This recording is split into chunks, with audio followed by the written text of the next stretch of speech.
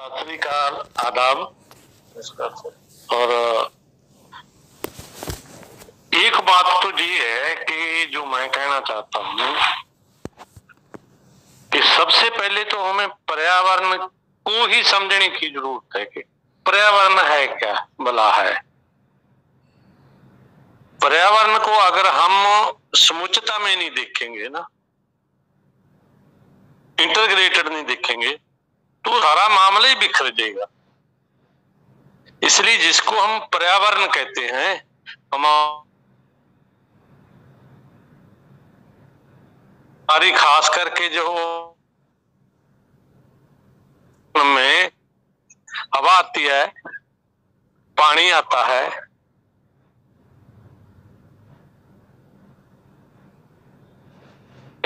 जंगल आता है, उसमें बायोडाइवर्सिटी आती है और उसमें समुद्र आता है। ये मोटे मोटे कंपोनेंट्स हैं इन्वायरमेंट की।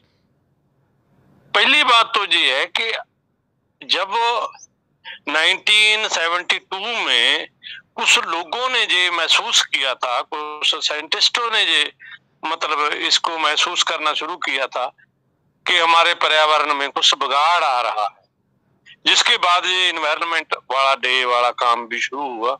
अब तो हर डे कोई ना कोई डे है यार यूएनओ की तरफ से, और मेरे को सुबह से वो आ रहे हैं मैसेज, पर्यावरण की शुभकामनाएं। मैं कहा यार, मैं तो कई को तो बोला यार, किस बात की शुभकामनाएं कि पर्यावरण पिछले साल से इस साल ज्यादा खराब हो गया, इसकी शुभकामनाएं दे रहे हो आप।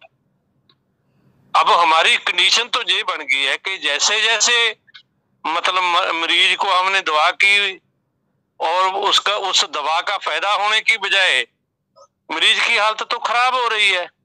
जितने भी मतलब 1972 के बाद हम पर्यावरण दिवस मनाए, उसमें एक के बाद एक आज तक जितने मनाए, आज भी मना लिया है। ये देखो ना कि पर्यावरण की हालत कुछ सुधरी या नहीं सुधरी। हमें इस बात का अंदाजा लाना चाहिए, जब पर्यावरण के किसी एक घटक की कंडीशन भी सुधारने में हम कामयाब हुए या नहीं हुए।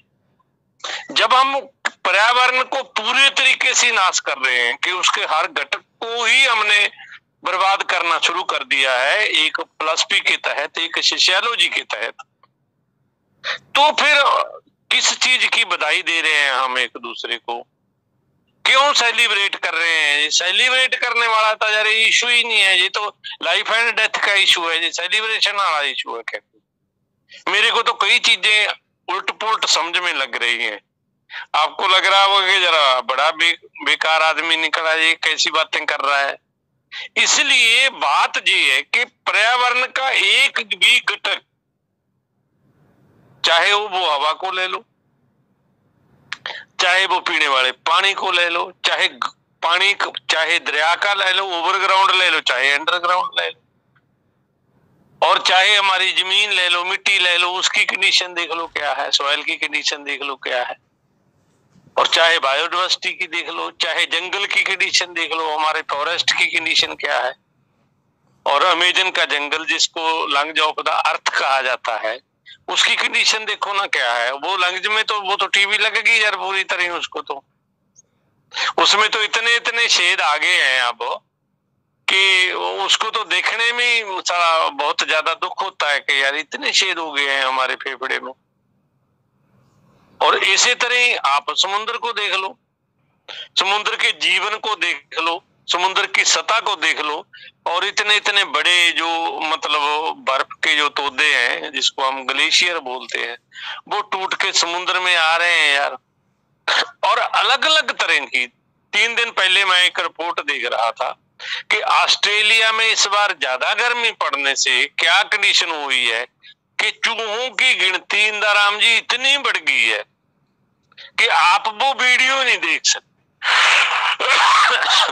इतने वो कहते हैं कि पूरे का पूरा जो फार्मर कम्युनिटी है वो चूहों ने बर्बाद कर दी, आपदा घोषित की है।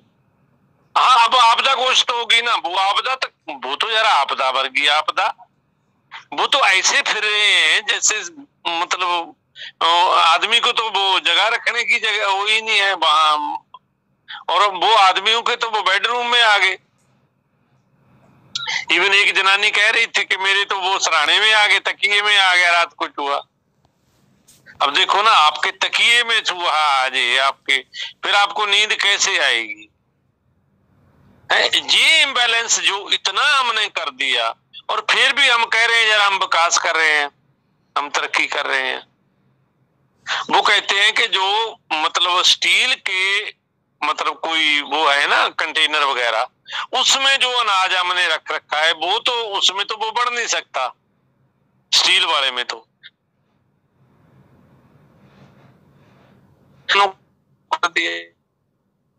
पंजाब में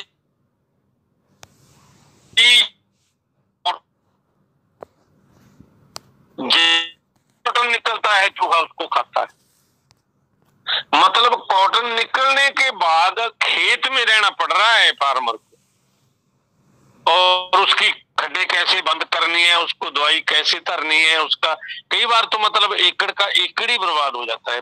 मतलब जब हम कॉटन सोइंग करने के बाद ट्रैक्टर बाहर निकालते हैं तो 5,000 रुपए पर एकड़ का खर्च हो जाता है पंजाब में, उसकी सारी उस समय तक। और यार ये 1 एकड़ खा गए चूहे तो 5,000 तो वो ही खा गए यार, है। और उसके बाद अगर दोबारा सोइंग करोगे तो फिर उसका यील्ड ही कम हो जाएगा क्योंकि आप लेट हो गए हैं। इसलिए पर्यावरण को पहले तो ये समझना, और ज्यादातर लोग ये है कि जैसे कि पेड़ लगा दो शायद पर्यावरण ही ठीक हो जाएगा। पेड़ लगाने से चूहे थोड़ी कोई हो जाएंगे। और जो आपकी ग्लोबल वार्मिंग हो रही है उस जैसे जी आप तो कह रहे थे ना कि 5 सालों में, उस रिपोर्ट में कहा गया कि 2025 में 1.5 डिग्री बढ़ ही जाएगा। और 1.5 डिग्री पेरिस जो कंप्रोमाइज है इनका, जो पेरिस समझौता है जो यूएनओ की अगुवाई में हुआ है, पेरिस समझौते का जो लोअर पिलर है वो 1.5 डिग्री है, और 2 डिग्री से तो कबाड़ा हो ही जाएगा सारा। वैसे तो जो छोटे टापू है ना 90 के करीब जो कंट्री है जो समुद्र में छोटे छोटे टापुओं पे रह रहे हैं, वो तो 1.5 डिग्री में डूब जाएंगे यार। इसीलिए तो उन्होंने मतलब पेरिस कंप्रोमाइज, जब पेरिस समझौता हो रहा था तो वो सबसे ज्यादा उन्होंने ये मतलब अपना ये आवाज उठाई थी वो 90 कंट्रियों ने कि यार 1.5 डिग्री से बढ़ गया तो हम तो खत्म है, फिर तो आप रोको ना रोको। जब जैसे करे ना कि आप मरे जग पढ़ लो, वो कहते जब हम ही मर गए फिर आप रोकते रहो या ना रोकते रहो, उससे हमारे को क्या फर्क पड़ेगा। लेकिन नहीं, कारपोरेट नहीं चाहता कि 1.5 से ही काम चले, वो कहता 2 तक तो विकास करने दो। इसलिए पहले तो पर्यावरण को पूरे समुचिता में पूरे कलेक्टिवली समझने की जरूरत है, और फिर ही इसका इलाज निकलेगा कि क्या कोई ऐसी दवा है जो हवा को भी ठीक कर दे, जो पानी को भी ठीक कर ले, जो मिट्टी को भी ठीक कर ले, वो जंगल को भी बचा ले, जो बायोडाइवर्सिटी को भी बचा ले और समुद्र को भी बचा ले। क्या कोई ऐसी दवा है? वो एक ही दवा है कि आपको एक नई आइडियोलॉजी की जरूरत है, वो आइडियोलॉजी जो प्रो नेचर प्रो ह्यूमन हो सकती है। उस आइडियोलॉजी से आप या उस सोशियोलॉजी से आप इस सोशियोलॉजी का मुकाबला कर सकते हो। अब नहीं तो एक देखो अभी ये वायरस आया, हमारी सरकार तो देखो पर्यावरण को क्या, जब पूरी दुनिया में ये चक्कर चल रहा था और इंडिया के जो एक्सपर्ट थे वो कह रहे थे कि सेकंड वेव आएगी कोविड की, और प्रधानमंत्री ने तो जो वर्ल्ड इकोनॉमिक फोरम उसमें कह दिया था हमने तो ये इस पे जीत प्राप्त कर ली है ना, इंडिया तो जीत गया कोविड को, इसलिए सेकंड सुकंड तो इनके दिमाग में ही नहीं थी। अब उस सेकंड में देखो वो कितनी, हालांकि कुछ एक्सपर्ट ये भी कह रहे थे कि जो नेक्स्ट वेव आती है वो पहली से ज्यादा खतरनाक होती है। अब मतलब बात जब ये देखो कितनी ये सेकंड वेव कितनी खतरनाक हुई, और इसमें कितने ज्यादा पहली वेव से इसमें कितने ज्यादा लोग मरे, और हमारी तैयारी क्या थी, हमारी सरकार की तैयारी क्या थी, लोगों को ऑक्सीजन तक नहीं मिली, लोगों को जलाने के लिए लकड़ियां तक नहीं मिली, इसलिए लोगों ने मतलब नदियों में अपने परिजनों के शव बहा दिए। किसी का मन थोड़ी करता यार।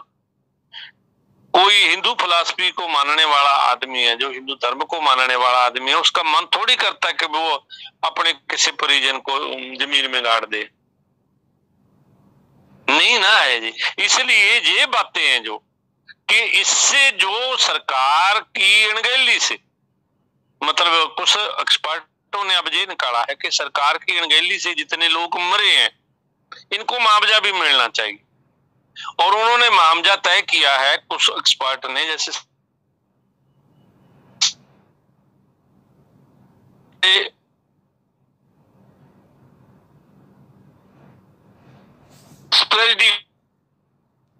यूएसए में जाके जो उसमें जितना मुआवजा हमने मांगा था या मिला था, उस डॉलर हमें वहां मिले थे, और उसकी इन्फ्लेशन जोड़ के वो कहते हैं उतना मुआवजा मिलना चाहिए। वो पर हेड 3.5 करोड़ बनेगा एक आदमी का। अगर 3.5 करोड़ पर हेड जो कोविड से मरने वाला है उसको मुआवजा मिलना चाहिए, क्योंकि वो खुद नहीं मरा, वो सरकार की अनगहली से मरा, सरकार की लापरवाही से मरा। और आज हमें ये भी डिमांड करनी चाहिए कि हमारी हेल्थ पे, हमारे वाटर पे और हमारे फूड पे, मतलब हमारे फूड पे, हमारी हवा पे, पानी पे, इन पे इसको फंडामेंटल राइट, शुद्ध हवा, शुद्ध पानी, शुद्ध भोजन, ये फंडामेंटल राइट होने चाहिए ने। इस पे एक एस्पेक्ट पे मतलब स्टेट और सेंट्रल गवर्नमेंट का 10% बजट खर्च होना चाहिए, तब जाके हम जो कोई आने वाला मतलब जो वायरस का अटैक है उसका मुकाबला कर पाएंगे, तब हम अपने लोगों को बचा पाएंगे। इसलिए एनवायरनमेंट को समुचितता में समझना, उसको पूरा कलेक्टिव रूप में समझना आज के जमाने में सबसे ज्यादा जरूरी है। इसको टुकड़े टुकड़ों में समझोगे तो कामयाब नहीं हो सकेंगे, और क्योंकि अगर टुकड़े टुकड़े में समझेंगे तो हम टुकड़ों टुकड़ों में ही इलाज देखेंगे। इसलिए अगर हम इसको कलेक्टिव रूप में समझेंगे, समुचितता में समझेंगे, तो कोई ऐसा इलाज हमारे सामने आ सकता है जो सब मतलब जितने भी घटक खराब हुए थे उनको ठीक करने में कामयाब हो जाएगा। वो एक अलग फिलॉसफी की जरूरत है, एक अलग थ्योरी